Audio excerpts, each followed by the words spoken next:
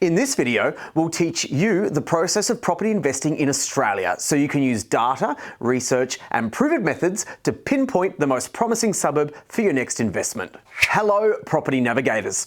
Now, we are not here to scare you like many other videos into believing that Armageddon will occur due to bad research. The truth is, time in the market can make a poorly bought asset look good, but wouldn't you rather maximize your return right from the start?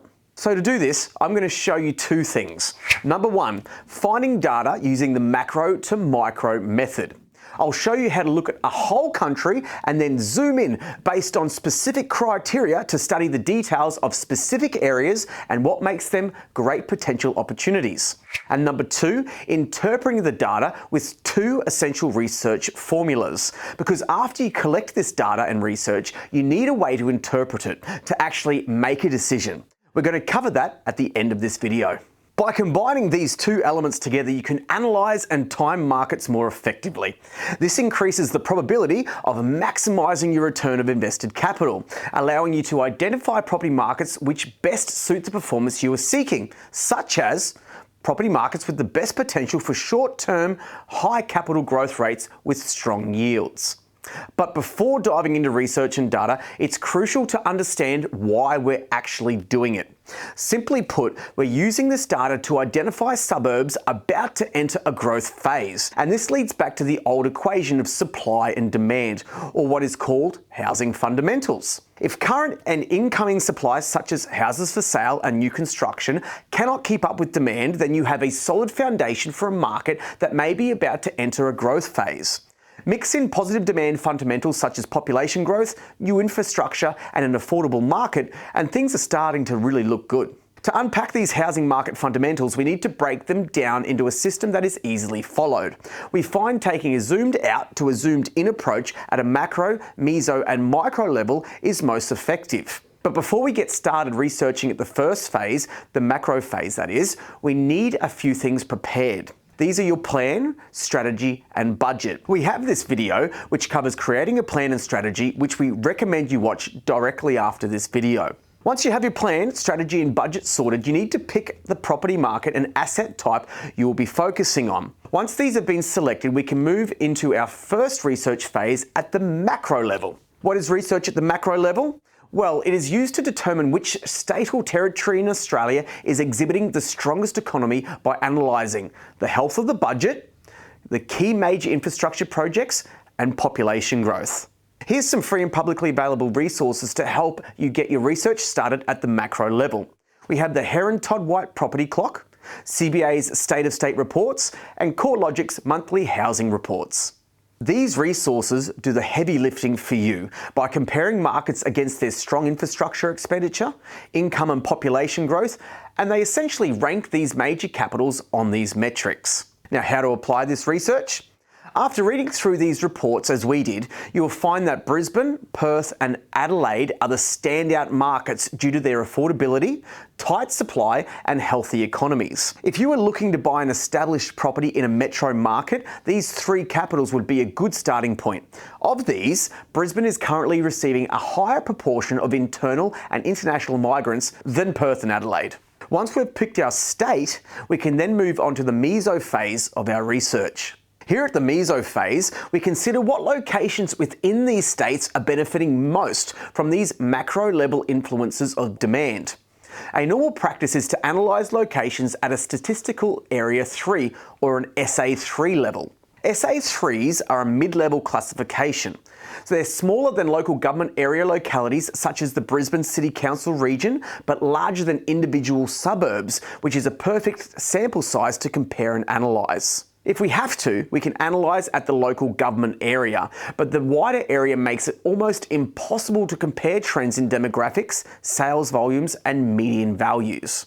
For example, there are roughly 18 SA3s that make up the LGA of Brisbane. The SA3 named Nunda, not to be confused with Nunda the suburb, should show on screen, which encompasses multiple suburbs, which is a perfect sample size to compare and analyse. The following data can be collected and analysed at a meso level: household income, household savings, building approvals, unemployment rates, vacancy rates, sales and rental market pressures, population growth, and key major infrastructure projects.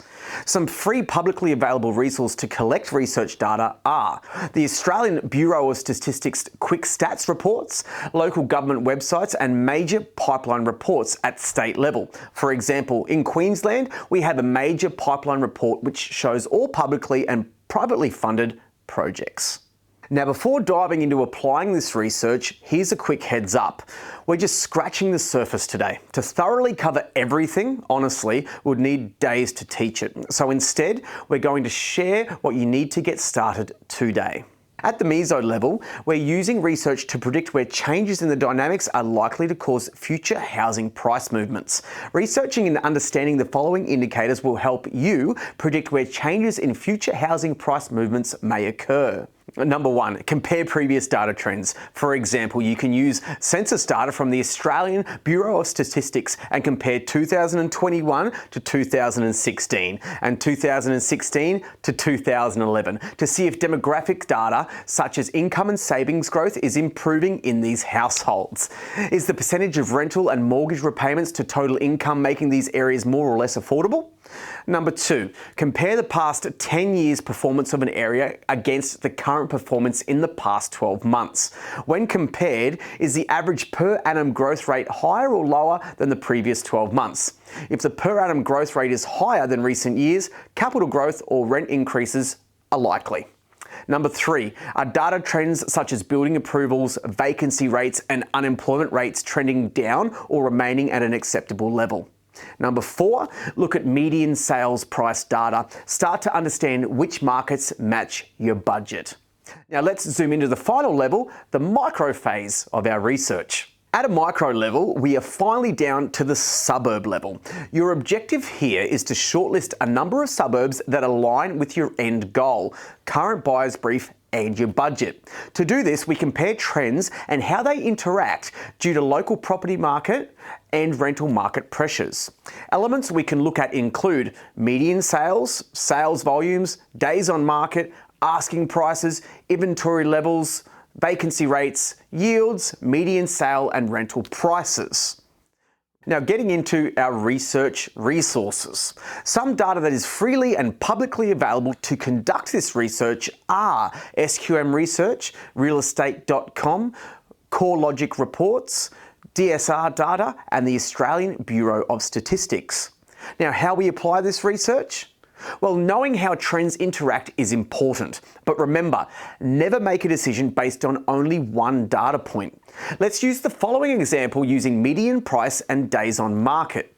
If property volumes are increasing while days on market are decreasing, there would be pressure on this market. However, if median prices were increasing alongside days on market, this could represent a transitioning market from a peak.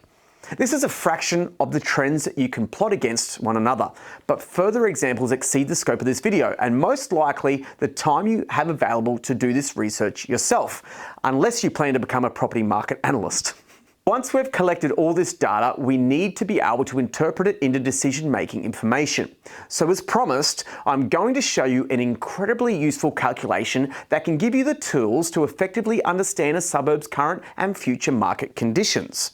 And the first step is to understand what the current market conditions we are in are. These can either be a boom, seller, neutral, buyer, or stressed market. To begin our analysis, let's use a practical example. Now visit realestate.com.au and examine the price changes in properties over the past 12 months. For instance, consider Eden's Landing in Queensland. By looking at the data, we notice that there has been a 9.9% change in prices over the past 12 months. Now this 9.9% shift indicates that Eden's Landing is positioned between a boom and a seller's market. Now the next vital question in our analysis, will this market maintain its current momentum or is it showing signs of cooling down? So here's how you calculate what future market conditions look like. You simply take current sales and divide by the number of listings. So continuing with the Eden's Landing example, we currently have 77 sales and we divide that by the 21 listings, equaling 3.6. So we know currently there are 3.6 or 4 properties being sold for every 1 property listed. The goal here is to continue to monitor these markets monthly, and if the ratio moves backwards towards a 1 sale to 1 listing ratio, then this market would be cooling. And then on to our second calculation. This will help us predict the short-term market direction of a suburb. To do this, we're going to measure inventory levels using the following calculation. By using this calculation, we can see that it equals 3.2, 21 listings per month for every 6 sales.